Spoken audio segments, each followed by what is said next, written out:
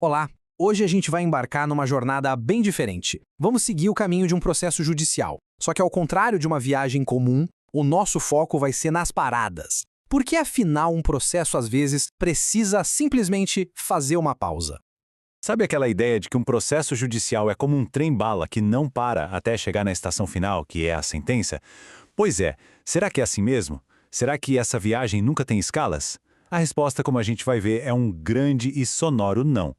E os motivos para essas paradas são bem mais interessantes do que se imagina. Então, esse aqui é o nosso roteiro de hoje, o nosso mapa. A gente começa entendendo o que é essa jornada, depois vê as paradas causadas pelos viajantes, ou seja, as pessoas. Em seguida, os bloqueios que vêm do próprio sistema. Vamos explorar outras regrinhas e, no final, entender qual é o grande propósito por trás de tudo isso. Vamos lá, ponto de partida. No universo do direito, quando a gente fala em pausa, a palavra-chave é suspensão. Mas na prática, o que isso quer dizer? Suspender um processo é exatamente isso, uma paralisação temporária. O processo não acaba, não morre, ele só entra em stand-by. Sabe, é como se o tempo congelasse para ele, até que alguma coisa específica que está lá prevista na lei aconteça ou seja resolvida. E para não ter confusão com os termos, essa analogia do trânsito é perfeita. Pensa assim, a suspensão é um semáforo vermelho. O carro para, mas quando o sinal abre, ele segue exatamente de onde parou. Já a interrupção é diferente. É como se mandassem você voltar para o começo da rua. O prazo zera, começa tudo de novo. E a extinção? Bem, aí a viagem acabou mesmo. Fim da linha, não tem mais para onde ir com aquele processo. Ok, agora que a gente já entendeu o que é o semáforo vermelho, vamos descobrir quem pode acionar esse sinal. E as primeiras razões vêm das próprias pessoas envolvidas no processo, os nossos viajantes. E aqui os motivos são bem sérios e, claro, muito humanos. Se uma das partes do processo morre, por exemplo, ele precisa parar para que os herdeiros possam assumir o lugar dela. O mesmo vale se acontecer algo com o representante legal ou com o único advogado da causa. É uma forma de garantir que o direito de defesa de todo mundo seja respeitado. E claro, tem a situação em que as próprias partes decidem negociar e pedem uma pausa para tentar um acordo. E essa pausa, para um possível acordo, tem um limite bem claro na lei, tá? É de até 6 meses. É o tempo que o judiciário entende como razoável para as partes conversarem e, quem sabe, encontrarem uma solução sem precisar de uma sentença. Mas nem sempre a pausa depende da vontade dos viajantes. Às vezes é a própria estrada, ou seja, o sistema judiciário, que impõe um bloqueio, uma parada geral.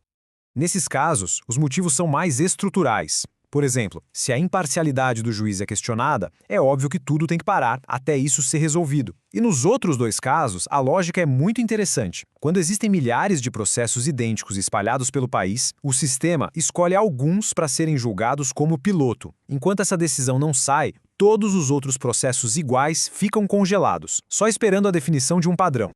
O objetivo por trás dessa suspensão sistêmica é muito poderoso. É garantir isonomia, ou seja, tratar casos iguais de forma igual em todo o Brasil. E, claro, fortalecer a segurança jurídica. Imagina a bagunça se um juiz decidisse A e outro decidisse B sobre exatamente a mesma questão legal? Não dá, né? Agora, e se a coisa for ainda mais amarrada? E se a resposta para um processo estiver literalmente trancada dentro de outro processo que está correndo ao mesmo tempo? É aí que entra um conceito com um nome que assusta um pouco, prejudicialidade externa. Mas o nome é complicado, o exemplo deixa tudo simples. Imagina assim, no processo B, alguém está cobrando aluguéis. Só que, ao mesmo tempo, no processo A, está se discutindo se o contrato que gerou esses aluguéis é válido ou não. Pensa bem, não faz o menor sentido o juiz decidir a cobrança sem saber se o contrato sequer existe legalmente, certo? Por isso, o processo B é suspenso. Ele fica esperando a decisão do A. É pura lógica.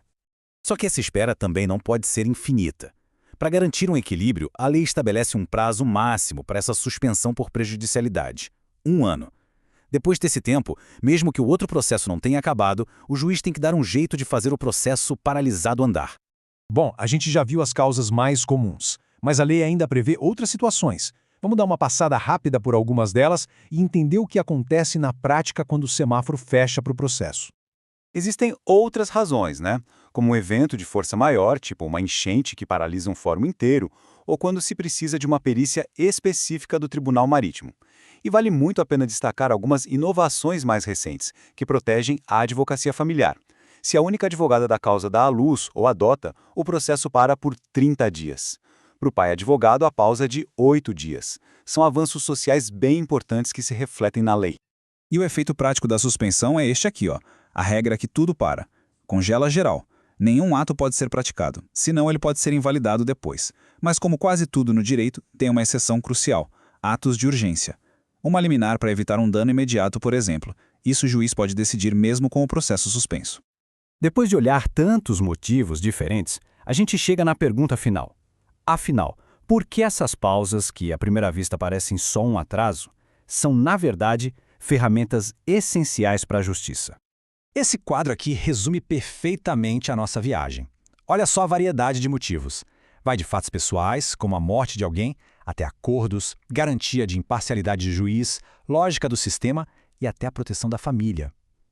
Cada pausa tem sua razão de ser e, como a gente viu, seu próprio tempo de duração.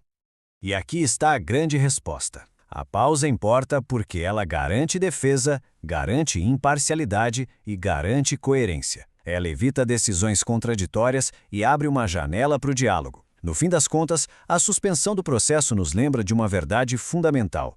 Justiça não é uma corrida. A velocidade é ótima, claro, mas chegar no resultado justo e correto, isso é o que realmente define o sucesso dessa jornada.